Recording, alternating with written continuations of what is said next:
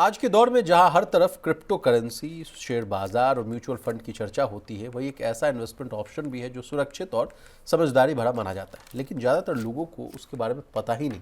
सेबी के ताज़ा सर्वे ने एक चौंकाने वाली तस्वीर दिखाई। भारत में कॉरपोरेट बॉन्ड से ज़्यादा लोग जो है क्रिप्टो को जानते हैं। यही वजह है कि अब रेगुलेटर जो है खुद आगे आकर लोगों को जागरूक करने पर जो है जोर दे रहे हैं। असर इसको लेकर भी जो है एक बड़े अच्छी डेटा है मेरे पास। सर्वे जो कह रहा है कि सिर्फ 10% लोगों को जो है कॉर्पोरेट बॉन्ड्स की जानकारी है और 15% लोग जो है क्रिप्टो करेंसी को जानते हैं, यानी सीधे बॉन्ड से ज़्यादा लोग।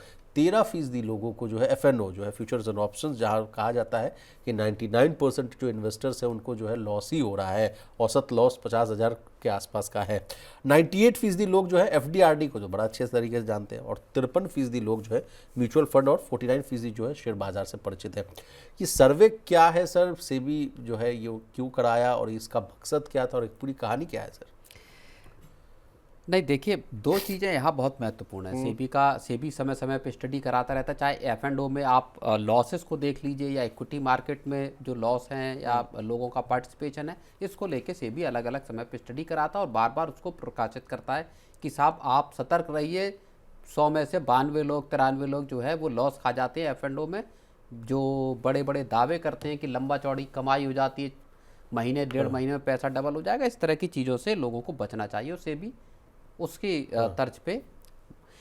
महत्वपूर्ण बात यह है विशाल की कॉरपोरेट बॉन्ड्स जो हैं, जो कि ज़्यादा स्थिर और बॉन्ड मार्केट को लेके हाल के वक्त में सरकार का फोकस भी बढ़ा है। अगर आप बजट को भी देखेंगे तो मार्केट मेकिंग फ्रेमवर्क को सरकार लेकर आने की बात सरकार ने कही है। म्यूनिसिपल कॉरपोरेशन जितने भी हैं, जो नगर निगम हैं, वो अगर 1000 करोड़ रुपए से ऊपर का बॉन्ड इश्यू जारी करते हैं तो 100 करोड़ रुपए तक का उनको जो इंसेंटिवाइज करने की बात इस बजट में कही गई है, जो बड़े नगर निगम है उनके लिए। तो उस हिसाब से अगर आप देखिए, सरकार चाहती है कि देश का बॉन्ड मार्केट एक पैरेलल मार्केट के तौर पर इक्विटी मार्केट के तर्ज पर खड़ा हो, जहां पे कि लोगों का इन्वेस्टमेंट आए।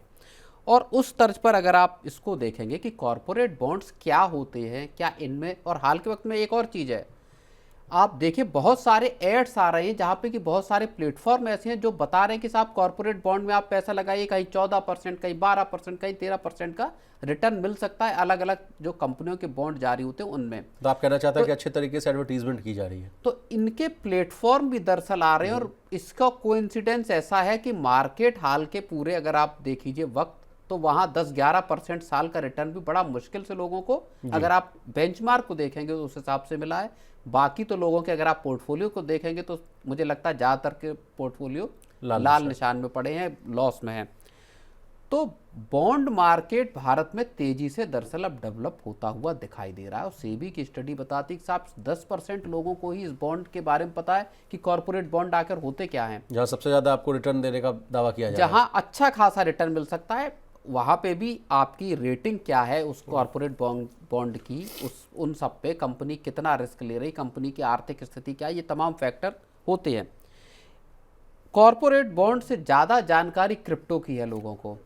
15% लोग ऐसे हैं जिनको ये पता है कि साहब क्रिप्टो में बड़ा पैसा बन जाता है, या क्रिप्टो एक टूल है जहाँ पे आप निवेश कर सकते हैं, पैसा कमा सकते हैं। सरकार ने किसी तरह का क्रिप्टो को कानूनी स्ट्रक्चर में नहीं रखा हुआ है जी। इसके बावजूद क्रिप्टो की जानकारी ज़्यादा, जो चीज़ें कानूनी स्ट्रक्चर में जिनको लेकर रेगुलेशन है, क्रिप्टो करेंसी को लेकर भारत में कोई रेगुलेशन नहीं, ना सेबी का, ना रिजर्व बैंक का, किसी का, ना सरकार का। जी, तो कोई अनरेगुलेटेड एंटिटी है। ये तो वही बात हो गई सर कि बच्चे को किसी भी चीज़ के लिए मना कीजिए वही चीज़ ज़्यादा करता है, वैसी हाल हो गई है।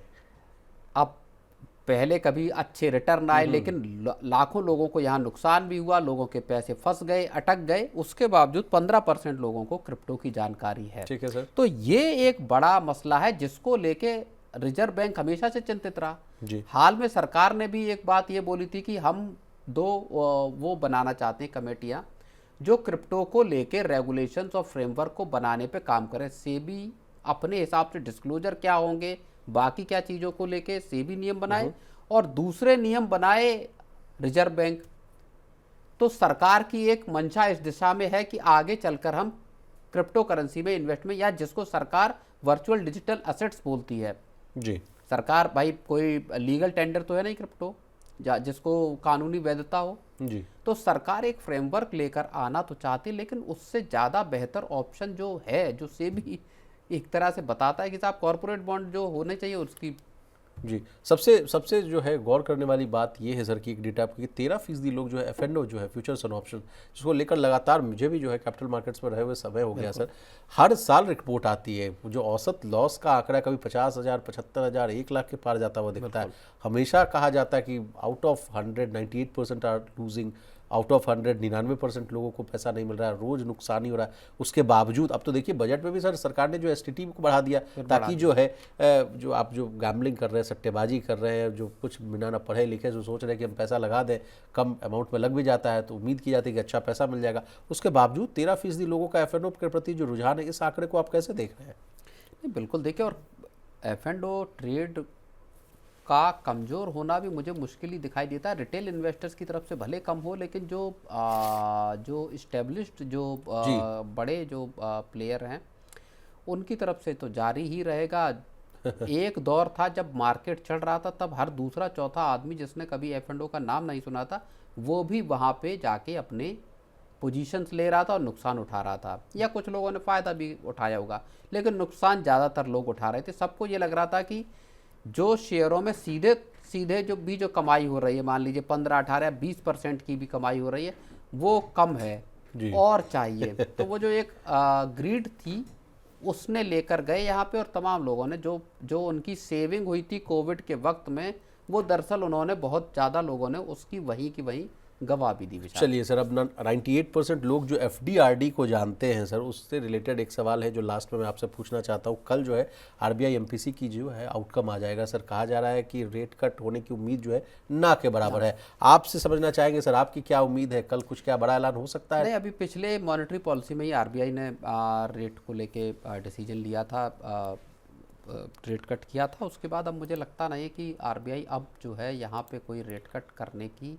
के बारे में सोच रहा होगा, क्योंकि और देखिए एक बहुत बड़ी अनसर्टेनिटी हटती हुई भी दिखाई दे रही। तो आरबीआई की जो बैठक से ठीक पहले दो बड़ी ट्रेड डील और बजट के फैसले हुए हैं, तो मुझे लगता है कि रिजर्व बैंक अभी अब बहुत एक कंफर्टेबल पोजीशन में है, जहाँ पे कि रिजर्व बैंक अगले कुछ महीनों का इंतज़ार करेगा, चाहे इन्फ्लेशन हो या बाकी आंकड़ों का।